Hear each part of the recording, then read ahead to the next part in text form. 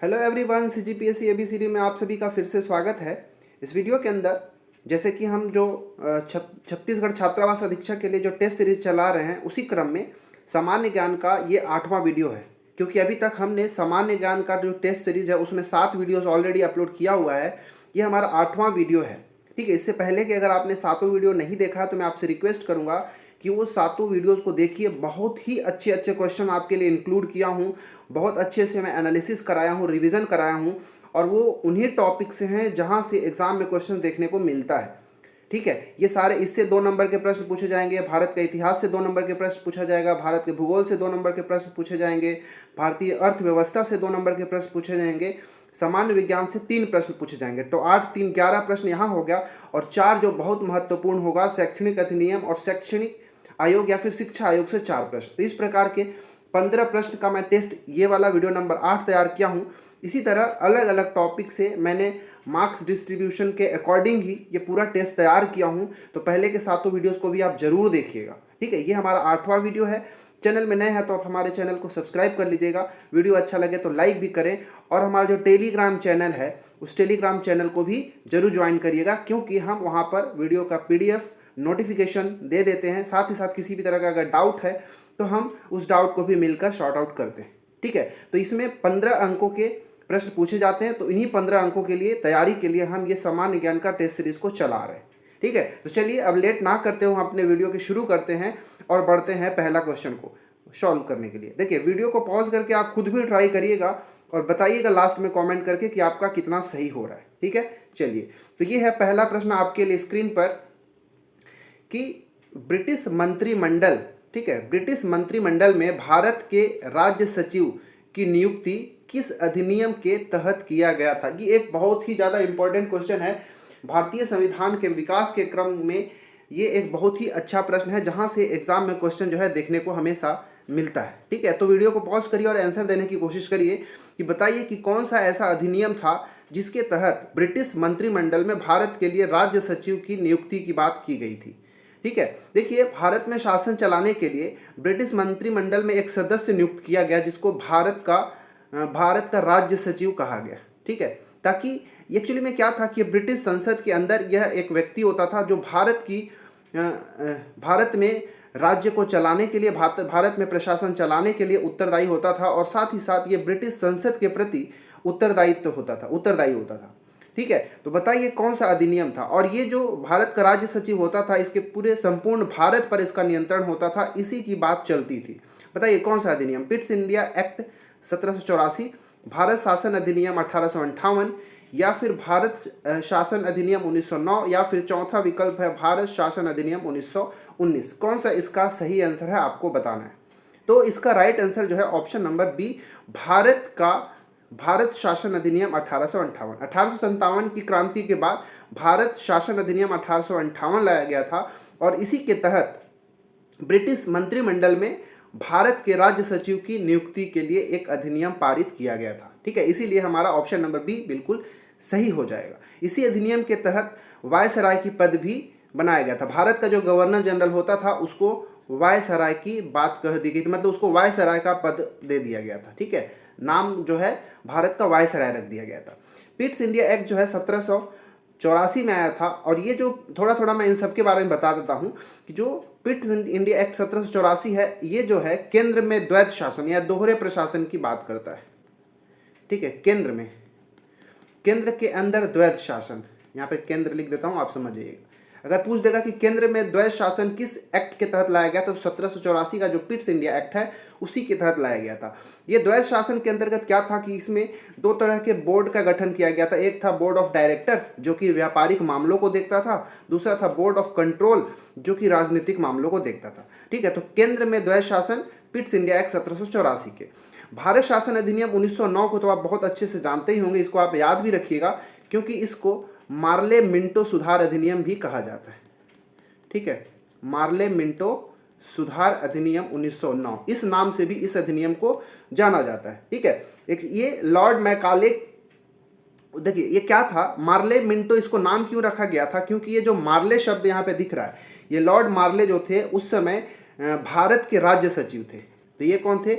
मैंने बताया था पहले क्वेश्चन, इसी क्वेश्चन में, कि भारत के लिए एक राज्य सचिव का पद को सृजित किया गया था। तो ये भारत के राज्य सचिव थे ब्रिटिश मंत्रिमंडल में। और ये लॉर्ड मिंटो कौन थे? तो ये भारत के उस समय गवर्नर जनरल थे। ठीक है, लॉर्ड मिंटो कौन थे? भारत का वायसराय कह लीजिए। ठीक है, भारत का वायसराय। इसलिए इस अधिनियम को मार्ले मिंटो सुधार अधिनियम भी कहा गया था। देखिए, ये मार्ले मिंटो सुधार अधिनियम इंपॉर्टेंट इसलिए क्योंकि यहाँ से क्वेश्चन पूछा जाता है, क्योंकि पहली बार मुस्लिम संप्रदाय के लिए पृथक प्रतिनिधित्व की बात किया गया था इसी में। ठीक है, मुस्लिम संप्रदाय के लिए पहली बार पृथक प्रतिनिधित्व की बात की गई थी।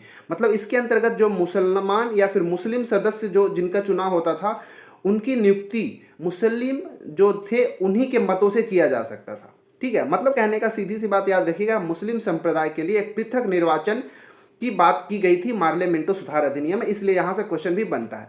और भारत शासन अधिनियम 1919 इसलिए इंपॉर्टेंट रखना है याद, क्योंकि इसको जो मॉन्टेग्यू चेम्सफोर्ड सुधार अधिनियम भी कहा जाता है। ठीक है, मॉन्टेग्यू चेम्सफोर्ड सुधार, ये 1919 का। देखिए, यहाँ पे एक चीज़ और याद रखिएगा, क्योंकि मैंने बताया कि मुस्लिमों के लिए एक अलग से पृथक प्रतिनिधित्व की बात की गई थी। तो इसीलिए जो लॉर्ड मिंटो हैं, इनको सांप्रदायिक निर्वाचक के जन्मदाता के रूप में इनको जाना जाता है, लॉर्ड मिंटो को। और 1919 का जो अधिनियम था, इसको मॉन्टेग्यू चेम्सफोर्ड सुधार अधिनियम कहा गया। और इसमें केंद्र में द्विसदनात्मक विधायिका की स्थापना की बात की गई थी। देखिए, वो द्वैध शासन था, यहाँ पे द्वैध शासन था, यहाँ पे केंद्र में द्विसदनात्मक का मतलब कि दो तरह के सदन होंगे केंद्र के अंदर। कौन कौन सा? तो एक होगा राज्य परिषद और दूसरा होगा केंद्रीय विधानसभा। ये दो तरह का यहाँ पे केंद्र में द्विसदनात्मक बात की गई। और इसी में प्रांतों में द्वैध शासन भी चलाया गया। इसी के अंतर्गत जो प्रांतों में भी द्वैध शासन चलाएगा। ठीक है, केंद्र में द्वैध शासन कब? तो पिट्स इंडिया एक्ट 1784। प्रांतों के अंदर द्वैध शासन कब? तो मॉन्टेग्यू चेम्सफोर्ड सुधार अधिनियम या फिर भारत शासन अधिनियम 1919 के तहत। ये पूरी जानकारी को आपको याद रखना है, जो कि बहुत ही ज्यादा इंपॉर्टेंट है, मैंने यहाँ पे डिस्कस किया है। ठीक है, ये समझ में आ गया होगा। चलिए, दूसरा प्रश्न आपके लिए स्क्रीन पर इस प्रकार है। दूसरा प्रश्न है, इसको भी पॉज करके और खुद आंसर लगाइए कि कैबिनेट मिशन 1945 के प्रस्ताव पर गठित अंतरिम मंत्रिमंडल में खाद्य और कृषि मंत्री कौन थे? यहां से भी क्वेश्चन जो है कई बार से पूछा जाता है, लोग इसको छोड़ के चले जाते हैं और एग्जाम में जाने के बाद थोड़ा पछतावा होता है। तो इस तरह के प्रश्नों को भी याद रखना है। ठीक है, चलिए इसको बनाते हैं। देखिए, ये जो कैबिनेट मिशन प्लान था, उसी के अंतर्गत अंतरिम मंत्रिमंडल का गठन किया गया था। ठीक है, तो पूछेगा अगर कि अंतरिम मंत्रिमंडल का गठन कब हुआ था, तो 2 सितंबर 1946 को। ठीक है, 2 सितंबर 1946 को केंद्रीय अंतरिम मंत्रिमंडल का गठन किया गया था कैबिनेट मिशन प्लान के अंतर्गत। अब इसके लिए अंतरिम मंत्रिमंडल का जब गठन किया गया तो उसमें तरह तरह के मंत्रियों का भी नियुक्त किया गया। वहीं पर आपसे पूछा गया कि खाद्य और कृषि मंत्री किसे नियुक्त किया गया था? तो राजेंद्र प्रसाद जी, जो कि भारत के पहले प्रधानमंत्री बने थे, उनको ही खाद्य और कृषि मंत्री जो है नियुक्त किया गया था। जो सरदार पटेल जी थे, इनको गृह, सूचना और प्रसारण मंत्रालय दिया गया था। गृह, सूचना एवं प्रसारण मंत्री थे। ठीक है, याद रखिएगा। आसफ अली जो है, इनको याद रखिएगा, ये इनको रेलवे मिनिस्टर बनाया गया था। ठीक है, मतलब इनको रेलवे मंत्री बनाया गया था, रेलवे मंत्रालय इनको सौंपा गया था। और जॉन मथाई जो थे, इनको उद्योग तथा आपूर्ति मंत्री बनाया गया था। उद्योग तथा आपूर्ति मंत्री बनाया गया था। ठीक है, तो ये सब आपको याद रखना चाहिए। तो ये हमारा दूसरा प्रश्न था, उम्मीद है ये आपका सही हुआ होगा। चलिए, 2 प्रश्न हमने संविधान का देख लिया, अब इतिहास के 2 महत्वपूर्ण प्रश्नों को देखते हैं। ये 2 प्रश्न आपके लिए यहाँ पर हैं। यहाँ ये भी एक इंपॉर्टेंट टॉपिक मैं यहाँ पे इंक्लूड किया हूँ, क्योंकि यहाँ से क्वेश्चन जो है पूछे जाते हैं और बहुत बार पूछे गए हैं। प्रश्न है कि निम्नलिखित में से कौन सा विकल्प सुमेलित नहीं है? एक्चुअली में ये जो पूरा आपको दिख रहा है, लेफ्ट साइड में ये जो जनजाति विद्रोह दिया गया है और राइट साइड में उसके नेतृत्वकर्ता का नाम दिया गया। तो इसमें से कौन सा जो है सुमेलित नहीं है, आपसे पूछा गया है और ये इंपॉर्टेंट क्वेश्चन है, कई बार से पूछा गया है। ठीक है, बताइए। अहोम विद्रोह गोमधर कुंवर, भील विद्रोह सेवाग्राम, मुंडा विद्रोह बिरसा मुंडा, ये तो बिल्कुल सही है, आप सभी को पता ही है। पाइक विद्रोह भगत जवाहर मल। इसमें से कौन सा विकल्प जो है सुमेलित नहीं है, आपको बताना है। इसका राइट आंसर है ऑप्शन नंबर डी। पाइक विद्रोह जो है उसका नेतृत्व भगत जवाहर मल जो है नहीं किए थे। एक्चुअली में जो पाइक विद्रोह है ये उड़ीसा के अंदर हुआ था, ठीक है। और ये कब हुआ था, तो 1817 से 25 के बीच में हुआ था। 1817 से 25 के बीच में यह विद्रोह देखने को मिलता है और ये उड़ीसा में हुआ था। और इसका नेतृत्व करने वाले थे वो बक्सी जगबंधु थे, ठीक है, बक्सी जगबंधु जी थे, ठीक है, याद रखिएगा, ठीक है। तो ये भगत जवाहर मल किस लिए जाने जाते हैं, तो भगत जवाहर मल जो है ना, ये कुक्का आंदोलन, ठीक है, पंजाब में कुक्का आंदोलन हुआ था, उसके नेतृत्व करता थे, ठीक है, कुक्का आंदोलन पंजाब के अंदर। बाद में इसको नेतृत्व करने के लिए राम सिंह कुक्का आए थे, उन्होंने भी इसका नेतृत्व किया था, ठीक है। और ये अहोम विद्रोह गोमधर कुंवर के द्वारा किया गया था, ये बिल्कुल कथन सही है। असत्य कथन जो था डी था, जिसको मैंने क्लियर कर दिया है। अहोम विद्रोह गोमधर कुंवर के द्वारा असम में किया गया था। हमको पता है कि असम का ही पुराना नाम अहोम है। ये असम में हुआ था कब, तो 1828 के आसपास ये देखने को मिलता है। भील विद्रोह जो है सेवाराम के द्वारा किया गया था और ये पश्चिमी घाट में हुआ था। पश्चिमी घाट में ये विद्रोह देखने को मिलता है।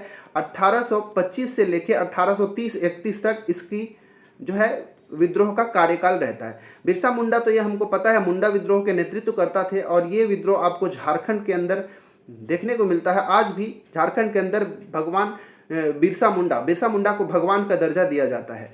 इन्होंने 1899 से 1900 के बीच में यह आंदोलन को चलाया था, ठीक है। तो ये पूरा जानकारी आपको याद रहना चाहिए, ठीक है। इसका आंसर था ऑप्शन नंबर डी। चलिए चौथा क्वेश्चन। अब चौथा क्वेश्चन है स्क्रीन पर आपके लिए कि बताइए कि राष्ट्रीय समाज सुधार समिति की स्थापना किसके द्वारा किया गया था। ऐसे प्रश्न भी पूछे जाते हैं समाज सुधार से संबंधित, तो इसका आंसर क्या होगा बताइए। एमजी रानाडे, शिव नारायण अग्निहोत्री, मिर्जा गुलाम अहमद या फिर शिव दयाल खत्री। किन्होंने राष्ट्रीय समाज सुधार समिति की स्थापना की थी। ये राष्ट्रीय सुधार समिति जो है इसकी स्थापना 1887 में, ठीक है, 1887 में कांग्रेस का, हमको पता है कि कांग्रेस का स्थापना 1885 में हुआ था और उसी के जस्ट 2 साल बाद राष्ट्रीय समाज सुधार समिति की भी स्थापना किया गया था 1887 में। एक इम्पॉर्टेंट बात यह है कि जो 1885 के बाद जो गठित कांग्रेस था, कांग्रेस का जहाँ पे अधिवेशन होता था, जिस पंडाल में अधिवेशन होता था, उस कांग्रेस के अधिवेशन के समाप्त होने के बाद इस राष्ट्रीय समाज सुधार की समिति का भी जो अधिवेशन है इसी पंडाल में हुआ करता था, ठीक है। ये बड़ी इंटरेस्टिंग बात है। 1887 में इसका गठन हुआ था और इसकी स्थापना जो करने वाले थे वो एमजी रानाडे जी थे, ठीक है, एमजी रानाडे। महादेव गोविंद रानाडे ने 1887 में राष्ट्रीय समाज सुधार की स्थापना किया था, ठीक है। जो शिव नारायण खत्री जी हैं, इन्होंने फरवरी 1887 में, ठीक है, 2 फरवरी 1887 की ही बात है, इस दिन पर शिव नारायण अग्निहोत्री ने देव समाज की स्थापना किया था। किसकी? देव समाज। देव समाज की स्थापना कहाँ किया था? तो इन्होंने लाहौर में किया था, ठीक है, देव समाज। शिव नारायण अग्निहोत्री 2 फरवरी 1887 में। मिर्जा गुलाम अहमद से संबंधित एक बात याद रखिएगा कि ये अहमदिया आंदोलन चलाया था इन्होंने, ठीक है, अहमदिया आंदोलन। और जो शिव दयाल खत्री जी हैं, इन्होंने सन 1861 में, इन सबसे भी पहले आगरा के अंदर, ठीक है, आगरा के अंदर राधा स्वामी सत्संग की स्थापना किया था इन्होंने, राधा स्वामी सत्संग की स्थापना इन्होंने किया था, ठीक है। चलिए, तो ये हमारा चौथा प्रश्न था, इसका आंसर ऑप्शन नंबर ए था। तो हमने इतिहास के भी 2 महत्वपूर्ण प्रश्नों को देख लिया। इतिहास के बाद हम भूगोल के 2 महत्वपूर्ण प्रश्न देखेंगे। इस प्रश्न को कुछ ज़्यादा स्पेशली याद रखिएगा, क्योंकि यहाँ से क्वेश्चन हमेशा देखने को मिलता है एग्जाम में। प्रश्न है कि वायुयान के उड़ान के लिए वायुमंडल के किस परत को सबसे आदर्श माना जाता है। देखिए, हमारे जो पृथ्वी के बाहर, ये मान लो अर्थ है, कई तरह के लेयर है, ठीक है। तो इस लेयर को अलग अलग परतों में बांटा गया, इस पूरे वायुमंडल को, जैसे क्षोभ मंडल, संताप मंडल, मध्य मंडल, आयन मंडल। तो इसमें से कौन सा ऐसा मंडल है, कौन सा ऐसा स्फीयर है जिसमें वायुयान के उड़ने के लिए एक आदर्श स्थिति पाया जाता है? बताइए क्या इसका आंसर होगा। तो इसका आंसर जो है ऑप्शन नंबर बी, जो समताप मंडल होता है, जिसको स्ट्रेटोस्फीयर भी कहते हैं, यहाँ पर ही वायुयान के उड़ने के लिए आदर्श स्थिति माना जाता है। हमारा ऑप्शन नंबर बी होता है। क्योंकि इसलिए इसको माना जाता है ना, क्योंकि इस समताप मंडल के अंदर किसी भी तरह के मौसमी घटनाएं देखने को नहीं मिलता। मौसमी घटनाएं कहने का मतलब आंधी, बादलों का गरजना, बिजली का कड़कना, धूल कण, जल वाष्प, ये सब यहाँ पे नहीं पाया जाता है। इसी कारण जो वायुयान है इसमें अच्छे से आदर्श पूर्वक जो है उड़ सकता है, इसीलिए समताप मंडल ही उसके लिए सबसे आदर्श स्थिति मानी जाती है। बाकी ये क्षोभ मंडल जो है इसमें सभी तरह की वायुमंडलीय घटनाएं देखने को मिलता है। जैसे बादल, इसी में जो हमारा क्षोभ मंडल है इसमें बादल बनता है, इसी में वर्षा भी होती है, तूफान आता है, बिजली का चमकना, ये सब के सब जितनी भी वायुमंडलीय घटनाएं होती हैं वो क्षोभ मंडल ट्रोपोस्फीयर के अंदर होता है। ठीक है, मध्य मंडल तो चलो इन सब के बाद का बात है। एक इंपॉर्टेंट याद रखिएगा, आयन मंडल।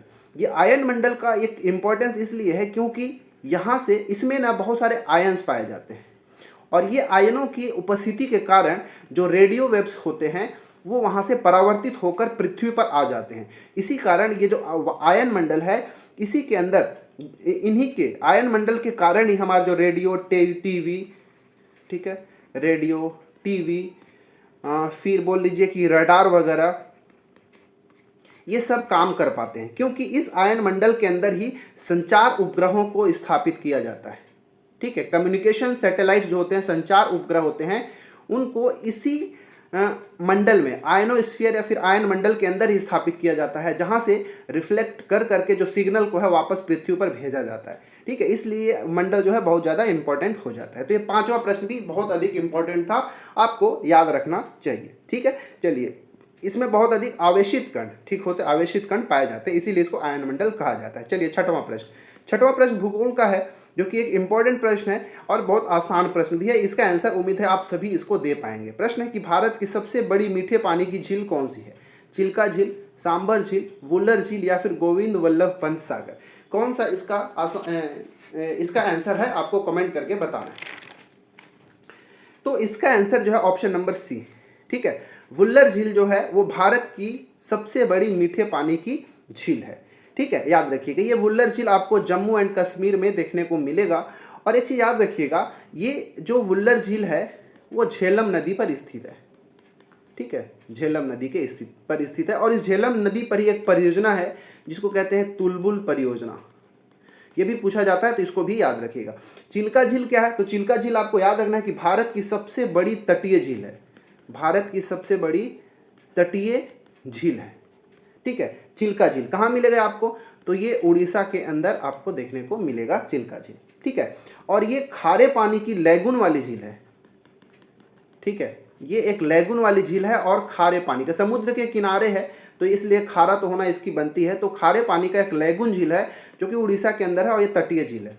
सांबर झील आपको राजस्थान में देखने को मिलेगा, और ये भारत का सबसे अधिक खारा, ठीक है, भारत का सबसे अधिक खारा झील पूछेगा कौन सा है, तो वो सांभर झील है। ठीक है, खारे पानी का सबसे बड़ा झील कौन सा है? सांबर झील है। गोविंद वल्लभ सागर जो झील है ये आपको रिहंद नदी पर देखने को मिलेगा। ठीक है, रिहंद नदी के ऊपर गोविंद वल्लभ पंत सागर झील है। और ये कह लीजिए ना कि ये जो है भारत की सबसे बड़ी कृत्रिम झील है। ठीक है, भारत की सबसे बड़ी कृत्रिम झील है, मैन मेड झील है। ठीक है, उत्तर प्रदेश के अंदर ये देखने को मिलेगा। ठीक है, तो ये सब जानकारी आपको याद रखना है, बहुत इंपॉर्टेंट है। तो हमने भूगोल के भी 2 प्रश्नों को देख लिया। अब हम यहाँ पे देखेंगे इकोनॉमिक्स के 2 महत्वपूर्ण प्रश्नों को। ठीक है, हमारा 7वां प्रश्न है कि भारतीय प्रतिभूति एवं विनिमय बोर्ड की स्थापना कब हुई थी? ठीक है, भारतीय प्रतिभूति एवं विनिमय बोर्ड, सिंपल से इसको याद रखिएगा, SEBI, security exchange board of India, security exchange board of India, इसी को शॉर्ट में सेबी कहा जाता है। अब आपसे पूछा गया कि सेबी की स्थापना कब किया गया था? 12 अप्रैल 1988, 1 अप्रैल 1935, 1 जुलाई 1955 या फिर 12 जुलाई 1982? कब हुआ था आपको बताना। सेबी एक बहुत ही इंपॉर्टेंट संस्था है। इसका हेडक्वार्टर आपको मुंबई के अंदर देखने को मिलेगा। ठीक है, हेडक्वार्टर कहाँ? मुंबई के अंदर है। और ये क्या करता है कि भारतीय स्टॉक मार्केट का विनियमन करता है, उसका पर्यवेक्षण करता है। ये सभी काम जो है स्टॉक मार्केट का देखरेख करने का, नियमन करने का, पर्यवेक्षण करने का, ये सब सेबी के द्वारा ही किया जाता है। ठीक है, अगर आपसे पूछ देंगे कि इसके करंट में इसका चेयरमैन कौन है, ठीक है, करंट में इसका चेयरमैन कौन है, तो आपको याद रखना है माधवी पुरी बुच। ठीक है, याद रखना है, ये सेबी के अभी करंट में, जब मैं वीडियो बना रहा हूं, ये करंट में इनके चेयरमैन है। भविष्य में अगर इस वीडियो को आप देखते हैं तो इसको आप अपडेट कर लीजिएगा। ठीक है, तो ये सेबी की स्थापना जो है 12 अप्रैल 1988 को किया गया था, इसलिए हमारा ऑप्शन नंबर ए जो है बिल्कुल सही हो जाएगा। 1 अप्रैल 1935 को क्या घटना हुआ था, तो इस दिन हमारा जो आरबीआई है, रिजर्व बैंक ऑफ इंडिया है, इसकी स्थापना हुआ था। ठीक है, आरबीआई का हेडक्वार्टर भी मुंबई के अंदर है और इस आरबीआई की स्थापना 1 अप्रैल 1935 को हुआ था। अगर आरबीआई का आपसे पूछ दे कि वर्तमान में गवर्नर कौन है, तो शक्तिकांत दास जी हैं।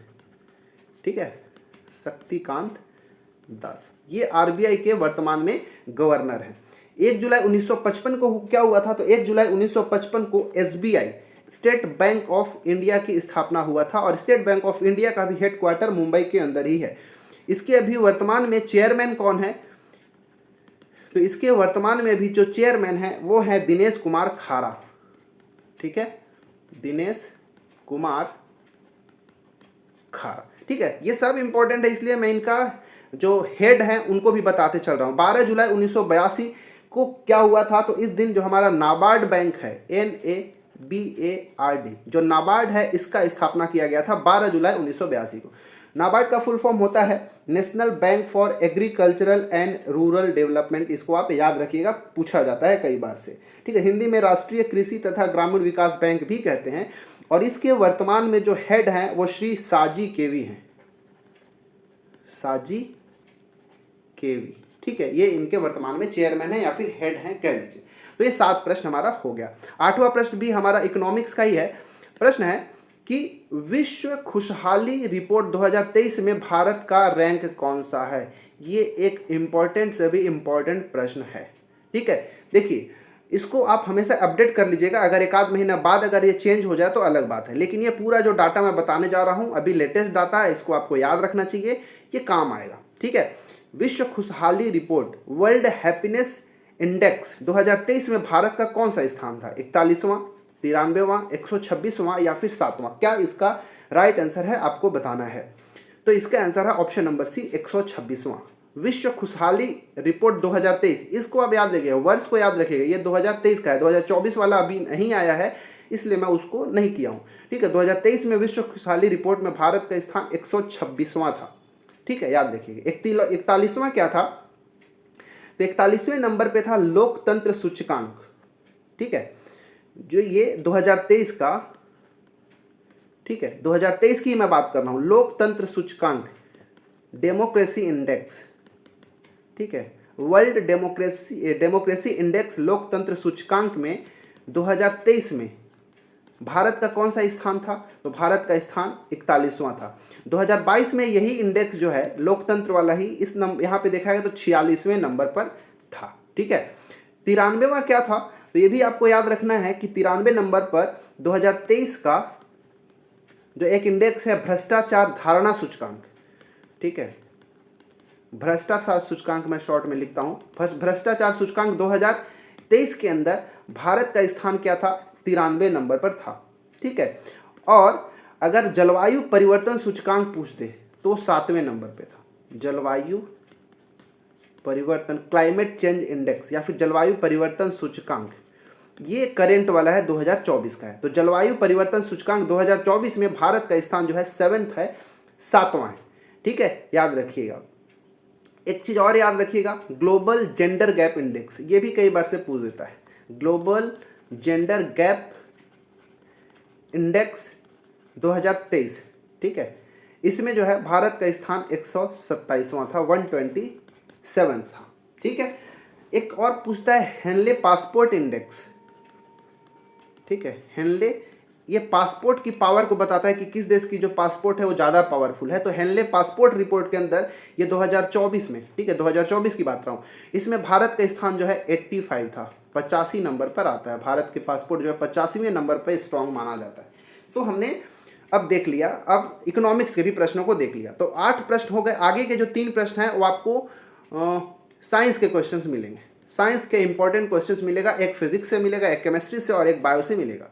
ठीक है, तो चलिए अब हम साइंस के 3 महत्वपूर्ण प्रश्नों को देखते हैं। प्रश्न है 9वां प्रश्न जो कि फिजिक्स का है कि भू स्थायी उपग्रह पृथ्वी तल से कितनी ऊंचाई पर परिक्रमण करते हैं?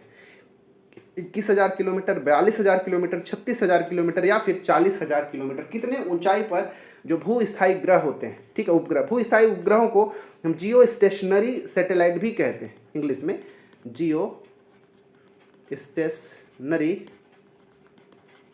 सैटेलाइट। ठीक है, तो ये जियो स्टेशनरी सैटेलाइट या फिर भू स्थायी ग्रह जो होते हैं, उपग्रह, वो पृथ्वी के तल से कितने ऊंचाई पर होते हैं? तो इसका आंसर है ऑप्शन नंबर सी। हमेशा याद रखिएगा 36,000 किलोमीटर की ऊंचाई पर भी ये जो है परिक्रमण करते रहते हैं पृथ्वी का। इसका परिक्रमण करते हैं, तो ये पृथ्वी का परिक्रमण करते हैं। और जिस तरह पृथ्वी जितना समय में चक्कर लगाता है 24 घंटे, पृथ्वी का परिक्रमण काल कितना होता है? 24 घंटे का होता है। तो ये जो जियो स्टेशनरी सैटेलाइट्स जो होते हैं, ये भी इनका भी कार्य, मतलब इनका जो परिक्रमण काल होता है ये भी 24 घंटे ही होता है। और ये भी पृथ्वी की परिक्रमा पश्चिम से पूर्व की ओर करते हैं। ठीक है, पश्चिम से पूर्व की ओर पृथ्वी का परिक्रमा करता है। हमारा पृथ्वी भी पश्चिम से पूर्व की ओर ही घूमती है, तो ये जो सैटेलाइट्स होते हैं वो भी इसी डायरेक्शन में ही घूमते हैं, याद रखिएगा। और पृथ्वी का परिक्रमण काल और भू स्थायी उपग्रहों का परिक्रमण काल दोनों बराबर होता है, 24-24 घंटे का होता है। ठीक है, चलिए 10वां प्रश्न हमारा होगा केमिस्ट्री के ऊपर। 10वां प्रश्न है कि निम्नलिखित में से किसका ऊर्ध्वपातन नहीं होता? ये एक इंपॉर्टेंट प्रश्न है। ठीक है, ऊर्ध्वपातन को इंग्लिश में सब्लिमेशन कहते हैं। अब देखिए सब्लिमेशन होता क्या है कि देखिए कुछ ऐसे सॉलिड होते हैं या फिर कुछ ऐसे ठोस, कह लीजिए कुछ ऐसे ठोस होते हैं, जैसे हम जनरली किसी ठोस को या किसी किसी सॉलिड को जब हम टेम्परेचर देते हैं, गर्म करते हैं, हीट देते हैं, तो उसका परिवर्तन कैसे होता है? पहले ठोस से वो द्रव में बदलते हैं, इसके बाद द्रव से वो गैस में बदलते हैं, इस तरह से उनका परिवर्तन होता है। ठीक है, लेकिन कुछ ऐसे ठोस होते हैं, कुछ ऐसे सॉलिड होते हैं, जब उनको हीट दिया जाता है तो द्रव में ना परिवर्तित होकर डायरेक्ट गैस में परिवर्तित हो जाते हैं। ठीक है, तो ऐसे को ही हम क्या कहते हैं? सब्लाइम मैटर कहते हैं या सब्लाइम सॉलिड्स कहते हैं, और इस प्रक्रिया को सब्लिमेशन कहते हैं। तो बताइए कि इसमें से कौन सा सब्लिमेशन को शो नहीं करता? मतलब इन ठोसों को जब किसी दूसरे ठोस से या किसी दूसरे सब्सटेंस से अलग करना होता है, किसी दूसरे पदार्थ से अलग करना होता है, तो इन तरह के ठोसों को ऊर्ध्वपातन विधि द्वारा या सब्लिमेशन मेथड के द्वारा अलग किया जाता है। क्योंकि अगर उस दोनों वस्तुओं के मिश्रण को जब आप गर्म करेंगे तो इन सब का क्या होगा? वाष्प बन के उड़ जाएंगे या फिर वाष्प बन के अलग हो जाते हैं, बाकी दूसरा मटेरियल वहां पर रह जाएगा। तो बताइए कौन सा ऊर्ध्वपातन शो नहीं करता? कपूर, नेफ्थलीन, अमोनियम क्लोराइड या फिर एसीटोन। तो इसमें एसीटोन जो है ये ऊर्ध्वपातन नहीं करता, ये सब्लाइम मैटर नहीं है। सब्लिमेशन तो आपको समझ में आ ही गया होगा आपकी सब्लिमेशन होता क्या। ठीक है, तो ये हमारा कपूर हो गया, नेफ्थलीन हो गया, अमोनियम क्लोराइड, और एक चीज और याद रख सकते हैं, एंथ्रासिन। ठीक है, एक और याद रखिएगा, एंथ्रासिन। ये भी क्या हो, एक तरह का ये ऊर्ध्वपातन ये भी शो करता है। ये एसीटोन ऊर्ध्वपातन शो नहीं करता है। ठीक है, हमारा आंसर ऑप्शन नंबर डी हो जाएगा। 11वां प्रश्न जो है अब आपको यहाँ पे बायोलॉजी का मिलेगा। ठीक है, और 11वां प्रश्न बायोलॉजी का एक इंपॉर्टेंट प्रश्न है कि निम्नलिखित में से कौन सा एक अंतःस्रावी ग्रंथि होती है? ग्रंथि नहीं है। देखिए अंतःस्रावी ग्रंथि हमारे शरीर में 2 तरह के ग्लैंड्स पाए जाते हैं, ग्रंथियां पाया जाता है। एक कहलाता है अंतःस्रावी, दूसरा जो है कहलाता है बहिःस्रावी। ठीक है, बहिःस्रावी।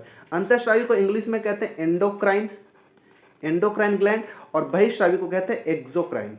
ठीक है, एक्सोक्राइन। ये दोनों ग्रंथियों को आपको याद रखना चाहिए। इंपॉर्टेंट किस लिए है? क्योंकि देखिए जो अंतःस्रावी ग्रंथियां होती हैं, ठीक है, याद रखिएगा, जो एंडोक्राइन ग्लैंड्स होती हैं ये शरीर के अंदर हार्मोन का श्रावण करते हैं। ठीक है, हार्मोन का श्रावण या हार्मोन का सिक्रेशन करने का काम कौन करता है? अंतःस्रावी ग्रंथियों के द्वारा होता है।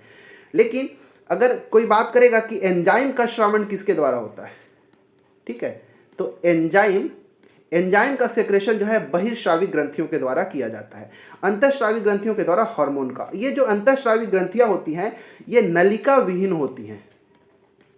ठीक है, नलिका विहीन मतलब इसमें ये जो ग्रंथियां होती है इसमें किसी भी तरह का डक्ट या नली नहीं पाया जाता, ये डक्ट लेस होते हैं, ठीक है, याद रखिएगा। और जो बहिर्स्रावी ग्रंथि होती है ये इसमें डक्ट या नलिकाएं पाई जाती हैं और इन नलिकाओं के माध्यम से ही एंजाइम का सेक्रेशन होता है, ठीक है, याद रखना है आपको इन सबको।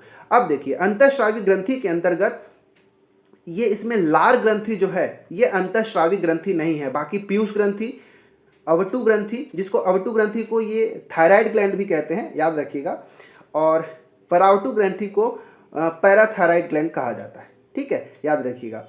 और ये लार ग्रंथि जो है ये एक तरह का बहिर्स्रावी ग्रंथि है, ठीक है। बहिर्स्रावी ग्रंथियों के अंदर क्या है, ये हमारा दुग्ध ग्रंथि हो गया, ठीक है, श्वेत ग्रंथि, अश्रु ग्रंथि, श्लेष्म ग्रंथि, लार ग्रंथि, ये सभी बहिर्स्रावी ग्रंथि के अंतर्गत आता है। अंतःस्रावी ग्रंथि में हो गया पीयूष ग्लैंड जिसको पिट्यूटरी ग्लैंड भी कहते हैं, अवटु ग्लैंड जिसको थायराइड ग्लैंड कहते हैं, पैरावटु ग्लैंड मतलब पैराथायराइड थायराइड ग्लैंड होते हैं, ठीक है। तो यहाँ पे आपको अच्छे से अंतःस्रावी और बहिर्स्रावी आ गया होगा समझ में, दोनों में अंतर भी समझ में आ गया होगा। तो इस प्रकार हमने टोटल 3 प्रश्न जो है साइंस के भी देख लिए। अभी तक हमारा 11 महत्वपूर्ण प्रश्न जो है हो गया। आगे के जो 4 महत्वपूर्ण प्रश्न आने वाले हैं उसको आप बहुत अच्छे से नोट करके रखिएगा, क्योंकि वो जो है एक बहुत ही इंपॉर्टेंट टॉपिक है जहां से ये प्रश्न पूछे जाएंगे।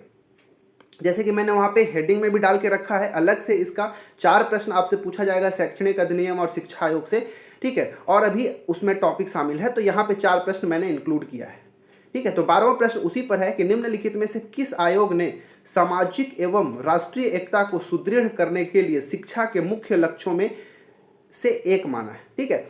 अगर देखिए आप अपने सामाजिक, ठीक है, अगर किसी अपने समाज में एकता लाना है, सुदृढ़ करना है, तो शिक्षा में क्या क्या इंपॉर्टेंट होना चाहिए, ठीक है, उसके लक्ष्यों में क्या महत्वपूर्ण धारणाएं होनी चाहिए, इस बात को कौन से आयोग के द्वारा रखा गया है, अपने लक्ष्यों में शामिल किया गया था। माध्यमिक शिक्षा आयोग, भारतीय शिक्षा आयोग, राष्ट्रीय शिक्षा नीति या संशोधित राष्ट्रीय नीति, क्या इसका आंसर है? ऑप्शन नंबर बी बिल्कुल सही है, भारतीय शिक्षा आयोग, या इसी को राष्ट्रीय शिक्षा आयोग भी कहा जाता है, ठीक है, राष्ट्रीय शिक्षा आयोग, ये दोनों सेम ही है, ठीक है। एक्चुअली में इसको ना कोठारी आयोग के नाम से भी जाना जाता है, ठीक है, इसको कोठारी आयोग के नाम से भी जाना जाता है। देखिए राष्ट्रीय शिक्षा आयोग जो है ये 1964 में कोठारी आयोग का गठन किया गया था। डेट भी मैं बता देता हूं कब, तो 14 जुलाई 1964 को 17 सदस्यों के साथ, ठीक है, डॉक्टर DS कोठारी मतलब दौलत सिंह कोठारी की अध्यक्षता में एक आयोग का गठन किया गया था जिसको कोठारी आयोग के नाम से भी जाना जाता है।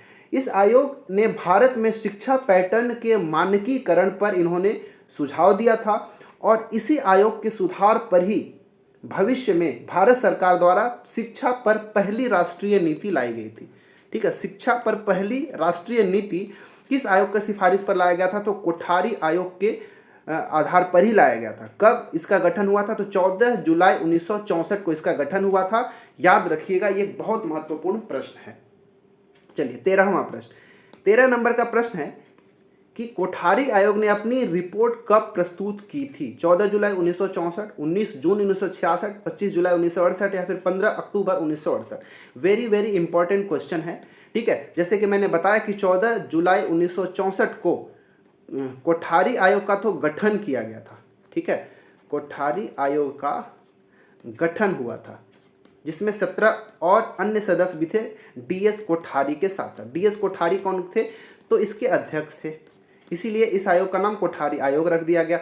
अब इन्होंने 29 जून 1966 को, ठीक है, 29 जून 1966 को अपना रिपोर्ट प्रस्तुत किया कोठारी आयोग ने, ठीक है। कोठारी आयोग ने रिपोर्ट कब प्रस्तुत किया, तो 29 जून 1966 को अपना रिपोर्ट प्रस्तुत किया और कहा उन्होंने कि जो शिक्षा है उसका मानकीकरण करना बहुत आवश्यक हो गया है, ठीक है, और इसी के आधार पर भारत के अंतर्गत शिक्षा राष्ट्रीय विकास के लिए, ठीक है, मतलब शिक्षा में राष्ट्रीय विकास के लिए एक महत्वपूर्ण कदम उठाया गया और राष्ट्रीय शिक्षा नीति, ठीक है, भारत की पहली राष्ट्रीय शिक्षा नीति जो है लाया गया। उस समय PM कौन था, तो श्रीमती इंदिरा गांधी जी जो थी उस समय भारत की PM थी और इन्होंने ही इस आयोग के सिफारिश पर पहली राष्ट्रीय नीति को भारत के अंतर्गत लागू किया था, लाया था, ठीक है, याद रखिएगा। तो कब ये पहली राष्ट्रीय जो शिक्षा नीति था ये 1968 के अंतर्गत लाया गया। रिपोर्ट कब प्रस्तुत किया गया? 1966 में। आयोग का गठन हुआ 1964 में। 1968 के अंतर्गत पहली राष्ट्रीय नीति जो है लाई गई थी श्रीमती इंदिरा गांधी जी के द्वारा। ठीक है, तो ये हमारा 13वां प्रश्न था। 14वां प्रश्न, 14 नंबर का प्रश्न है कि भारत में प्रथम मुक्त विश्वविद्यालय किस वर्ष में स्थापित किया गया था? One of the important question. ठीक है, 1966 में, 1985 में, 1986 में या फिर 1982 में कब भारत में पहला मुक्त विश्वविद्यालय की स्थापना किया गया था? देखिए, भारत का पहला मुक्त विश्वविद्यालय था, उसका नाम था डॉक्टर भीमराव अंबेडकर मुक्त विश्वविद्यालय। ठीक है, ये आंध्र प्रदेश के अंतर्गत शिक्षा आयोग, विश्वविद्यालय आयोग था। ठीक है, उसी के द्वारा पहली बार डॉक्टर भीमराव अंबेडकर मुक्त विश्वविद्यालय, शुरुआत में इसका नाम कुछ और था लेकिन बाद में डॉक्टर भीमराव अंबेडकर मुक्त विश्वविद्यालय इसका नाम रख दिया गया था और 1982 में इसका गठन किया गया था। सबसे पहले 1982 में इसकी स्थापना किया गया था। ठीक है, याद रखिएगा, ऑप्शन नंबर डी बिल्कुल राइट आंसर हो जाएगा। इस वीडियो का 15वां और आखिरी प्रश्न है आप सभी के लिए कि 1917 में पहला शिक्षा विभाग खाली स्थान में शुरू किया गया था। मुंबई विश्वविद्यालय में, कलकत्ता विश्वविद्यालय में, बनारस हिंदू विश्वविद्यालय में या फिर मद्रास विश्वविद्यालय में? ठीक है, 1917 में पहला शिक्षा आयोग का किस विश्वविद्यालय में शुरुआत किया गया था? आंसर है इसका ऑप्शन नंबर बी, कलकत्ता विश्वविद्यालय में सबसे पहला।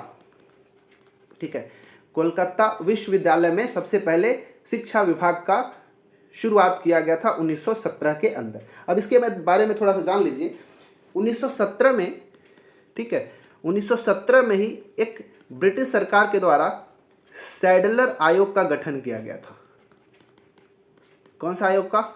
सैडलर आयोग का। सैडलर आयोग का गठन किया गया था और इसमें विश्वविद्यालय में शिक्षा के सुधार के लिए इसका मतलब बताया गया कि जो विश्वविद्यालयों में शिक्षा में सुधार के लिए मतलब एक माध्यम शिक्षा में सुधार की आवश्यकता है, इन्होंने ये कहा था। ठीक है, क्या बोला था सैडलर आयोग ने? कि विश्वविद्यालयों के शिक्षा के माध्यम में सुधार की आवश्यकता है। और भारत सरकार ने कलकत्ता विश्वविद्यालय आयोग के द्वारा इन्होंने मतलब जो मिस्टर सैडलर थे या फिर कह लीजिए डॉक्टर माइकल सैडलर, इनका पूरा नाम जो था डॉक्टर माइकल सैडलर, इनकी अध्यक्षता में ही एक आयोग का गठन किया था। इसका आंसर जो था ऑप्शन नंबर बी बिल्कुल सही था। ठीक है, तो इस प्रकार हमने आज की इस वीडियो में 15 प्रश्नों को देखा। 15 में से आपका कितना सही हुआ कमेंट करके जरूर बताएं। क्वेश्चन का लेवल कैसा था वो भी कमेंट करके बताएं। और ये क्वेश्चन जो है बहुत ज़्यादा इंपॉर्टेंट थे, ये सब आपको माइंड में होना चाहिए, रिवीजन होना चाहिए। तो मैं अच्छे तरीके से कोशिश कर रहा हूँ कि आपका टेस्ट भी हो जाए, रिवीजन भी हो जाए, एनालिसिस भी हो जाए। तो वीडियो कैसा लगा कमेंट करके जरूर बताइएगा। चैनल में नया है तो हमारे चैनल को सब्सक्राइब कर लीजिए, वीडियो को लाइक कर लीजिएगा, दोस्तों के साथ शेयर जरूर करिएगा, हमारा टेलीग्राम चैनल भी जरूर ज्वाइन कर लीजिएगा। ठीक है, मिलते हैं किसी और वीडियो में ऐसे ही महत्वपूर्ण वीडियो के साथ। अभी के लिए धन्यवाद।